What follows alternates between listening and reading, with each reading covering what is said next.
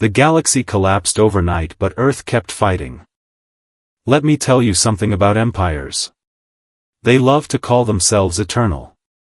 Carve it into monuments, chant it in anthems, put it on the currency right next to some dead emperor's smug face. Eternal. Unshakable. Forever. And then one Tuesday, the whole thing falls over like a drunk uncle at a wedding, and everyone's standing around going, wait, wasn't this supposed to be forever? This is a story about that Tuesday. Well, it wasn't actually a Tuesday, because alien calendars are a nightmare and nobody can agree on what a week even is, but work with me here. This is a story about the night the galaxy's grandest, oldest, most self-congratulating power structure collapsed in on itself like a souffle that heard a loud noise. And it's a story about how humanity, the species every other species loved to pat on the head and call spirited, ended up being the only ones who thought to bring a flashlight to the blackout. Buckle up. Before the fall, the galaxy ran on something called the Coalition of Starlit Thrones. Yes. That's really what they called themselves. 9 major species, several dozen minor ones, all stitched together under one glittering, over-engineered, wildly bureaucratic alliance. They had ceremonies for everything. Ceremonies to open ceremonies. If you wanted to file a complaint about a border dispute, you needed 47 signatures and a blood sample, probably. And humanity? Humanity was the new kid. The weird one. The species that showed up late to the party, ate too much, laughed too loud, and somehow kept winning at games nobody invited us to play. The coalition tolerated us the way you tolerate a golden retriever at a dinner party. Endearing. A little chaotic. Definitely not allowed at the big table. Which is how Corporal Mateo Reyes ended up doing paperwork nobody else wanted. Human liaison officer, 3rd tier, stationed on a coalition administrative hub the size of a small moon, spending his days translating human idioms into coalition standard for diplomats who thought break a leg was a threat. Mateo hated the job. But he was good at it, mostly because he'd stopped expecting respect and started expecting entertainment instead. Lower your expectations enough, and every day becomes a comedy special. Then came the night everything broke. It started quiet. That's the thing nobody tells you about collapse, it doesn't announce itself. No dramatic alarms, no ominous music. Just a flicker. A stutter. The continuum, the vast neural network that ran coalition communications, logistics, targeting systems, traffic control, and probably somebody's smart toaster, hiccuped. Then it didn't come back. Across a dozen star systems, screens went dark at the same instant. Fleets that had been gliding along on autopilot suddenly had no autopilot. Diplomats mid-sentence in a dozen different languages found their translation implants dead silent. Entire cities that had outsourced traffic control to the continuum discovered, in real time, what happens when nobody's driving. It was, and I say this with love, an absolute disaster of alien proportions. Ships collided. Life support systems on 3 separate stations required actual manual intervention, which nobody remembered how to do because why would you, when the continuum handled it? Coalition officers who'd spent their entire careers overseeing systems that ran themselves suddenly discovered they had no idea how anything worked. Imagine losing your GPS, your calculator, your assistant, and your entire chain of command in the same half-second. Now imagine you're also responsible for a war fleet. Panic doesn't begin to cover it. It was a full-blown, species-wide identity crisis, playing out in real time across a galaxy that had just realized it never actually knew how to function without training wheels. Meanwhile, on the human sections of that same administrative hub, things looked a little different. Priya Okoro, engineer, 3rd shift, looked up from her coffee when the lights flickered, sighed the sigh of someone who has seen this movie before, and said, "Okay, everybody grab the binders."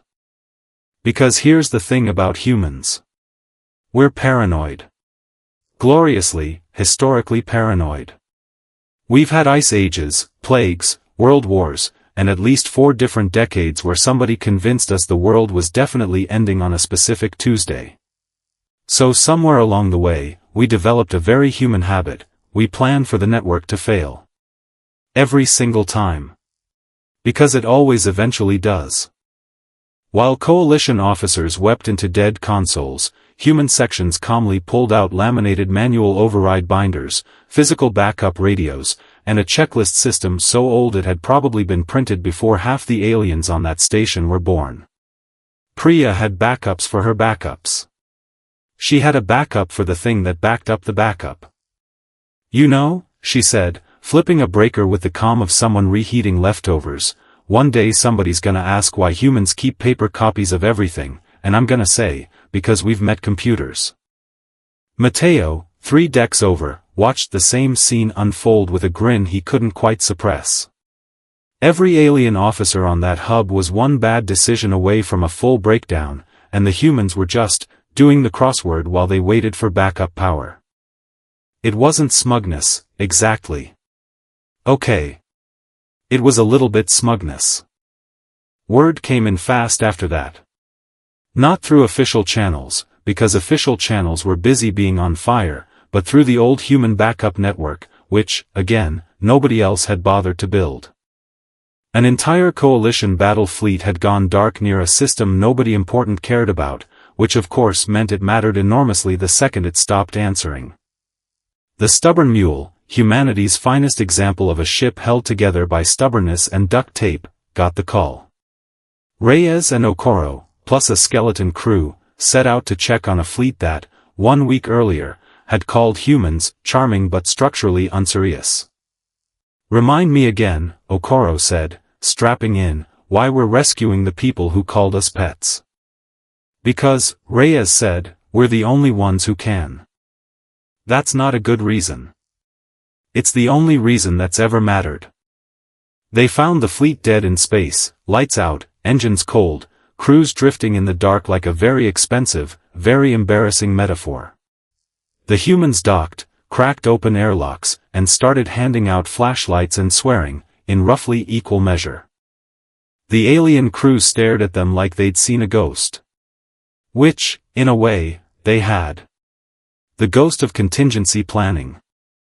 Somewhere else in that same collapsing galaxy, a faction called the Vashta Dominion was having a very different reaction to the blackout.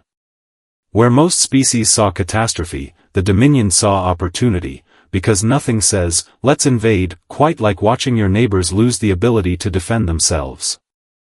The Dominion had never much cared for the coalition's ceremonies and thrones. What they cared about was territory, and the collapse of the continuum meant weakened borders, blind defenses, and half a galaxy suddenly very easy to push around.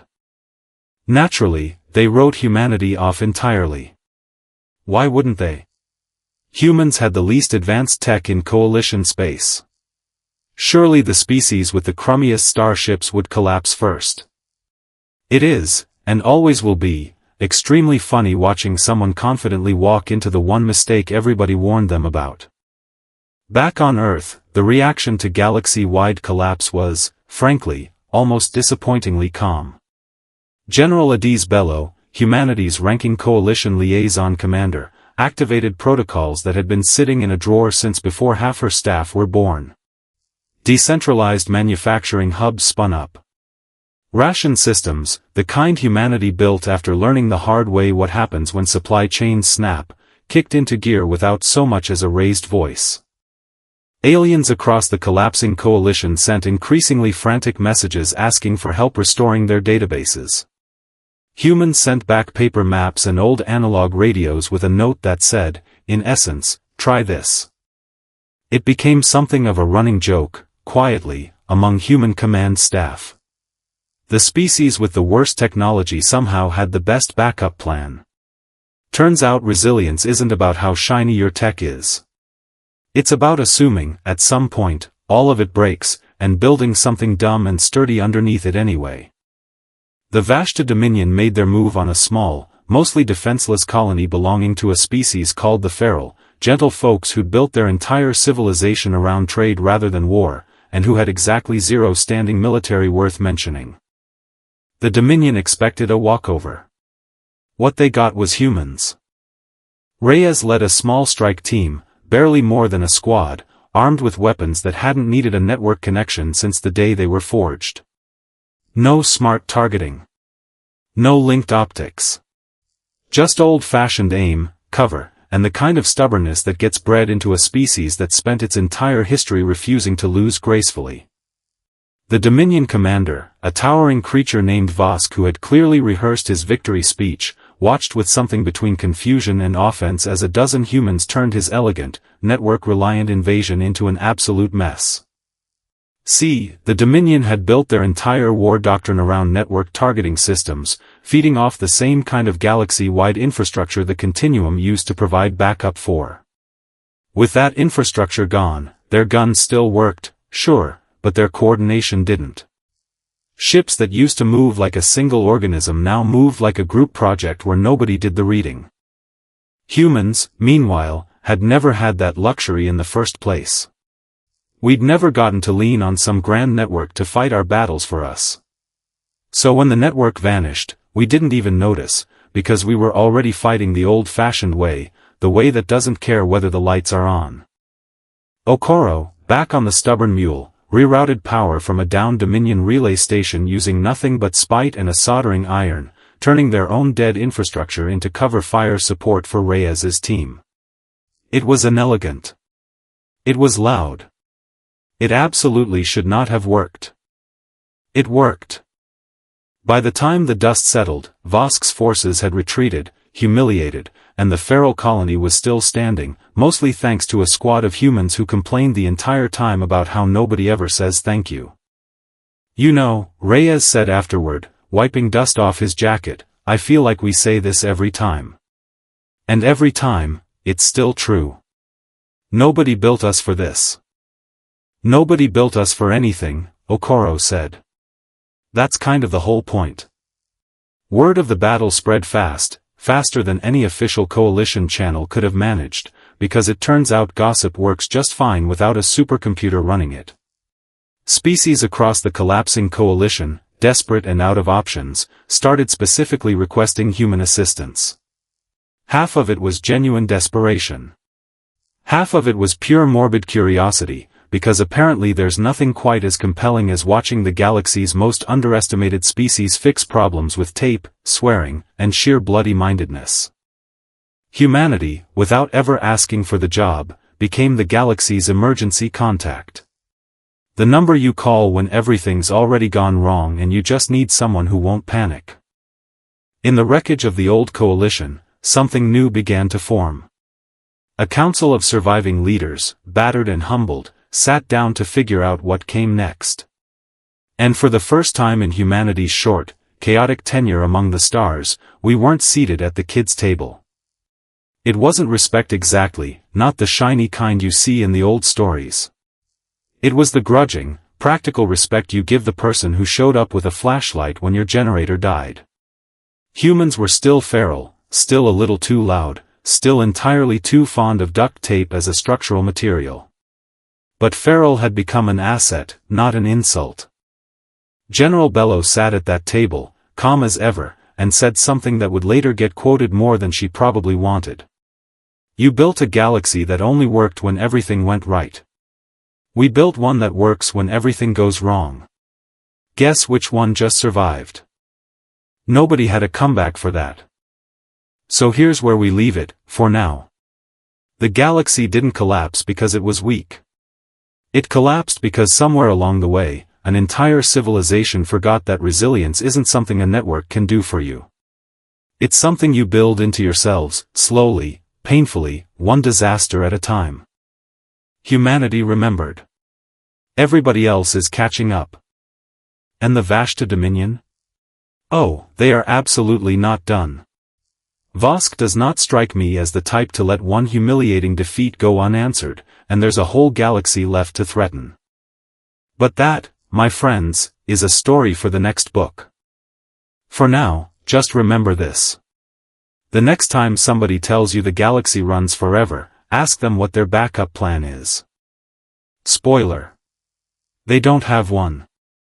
We do.